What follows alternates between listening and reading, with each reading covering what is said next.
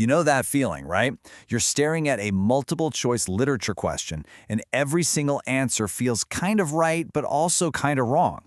It feels like you're just taking a wild guess. But what if you didn't have to? Well, in this explainer, we're going to turn that anxiety into a confident, step-by-step process. We are going to crack the code. So here's our game plan. First, we're going to talk about why these questions can feel so impossible. Then I'm going to give you a super powerful 5-step strategy. And the best part? We're actually going to use it together on 2 real types of questions, one about tone and one about symbolism. Then we'll wrap it all up. All right, let's start with the challenge itself. It's that feeling of just total frustration when you're trying to analyze complex literature and you've got the clock ticking. I mean, be honest. Have you ever just closed your eyes and pointed? Especially when the questions are about things like theme or tone or symbolism. The answers can feel so subjective. If you felt that, you are definitely not alone. But there is a way to get past it. So take a question like this one from Tim O'Brien's work. It's asking what the description of a body conveys. I mean, wow, we are dealing with some really heavy emotional stuff here. Guilt, trauma, violence. It's so easy to get lost in that emotional fog and feel like, well, maybe a few of these answers could work. This is the exact kind of question where a solid strategy is a complete game changer. And that, of course, brings us to the solution. Instead of just going with a gut feeling, we need a toolkit. And lucky for us, an educator named Miss Lee laid out a fantastic one. This is a clear, systematic strategy that just cuts right through all that confusion. And here it is, our new toolkit. 5 simple steps. Step 1, you read and annotate the questions first, not the text. That way you know what you're looking for.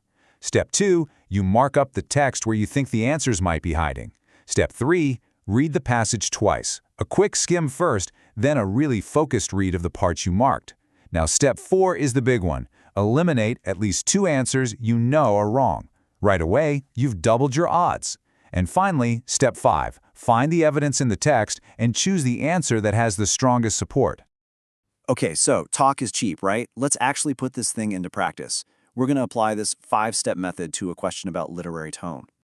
Here is our target. The tone of the passage can best be described as, and we've got our 4 options. Now remember, when we say tone, we're talking about the author's attitude or feeling that's coming through the words. So we start with step 1. Read and annotate the question itself. What is our mission? Well, we find the key word, tone. We circle it. This tells us our job isn't to look at the plot, it's to figure out the emotional feel of the whole passage. Now let's jump to my favorite part. Step 4, elimination. This is where the magic really happens. Okay, look at option C, triumphant and patriotic. Does a story about the haunting memory of killing someone feel triumphant? No way, so C is out. What about A, clinical and detached? Well, the narrator is obsessed with the details, but that's because he's wrestling with this deep emotional conflict, not because he's distant from it. So A is out too. And just like that, we've gone from a 1 in 4 shot to a 50-50 chance. And now the final decision. Step 5. We've got 2 left, mournful and reflective versus uncertain and bitter. Is the narrator bitter? You can make an argument for it, but is that the main feeling? The whole passage is this deep, sad reflection on taking a life. The evidence in the text points way more strongly to mournful and reflective.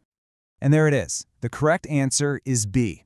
And we didn't get there by guessing. We got there by following a process, by using the text as our guide, and by getting rid of the answers that were just impossible. See? That felt good, right? Let's do it one more time to really make sure this strategy sticks. This time, we're going to tackle a different literary concept, symbolism, with question number 11.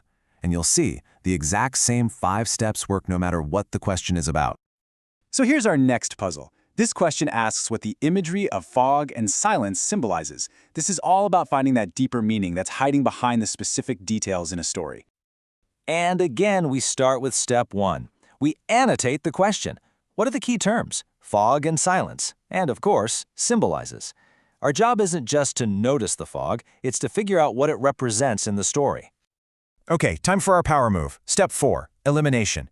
Let's look at option B, the narrator's moral clarity. Come on, does fog represent clarity? No, it's the exact opposite. It represents confusion. So B is gone. What about C, the beauty of the natural world? Now sure, fog can be beautiful, but in the middle of a traumatic war story, it's not there for a nature photo. It's adding to the mood of dread and confusion. C is definitely out. So now we're just left with A and D. The inevitability of destiny. That's a pretty big, vague idea. But look at A, the confusion and uncertainty of memory.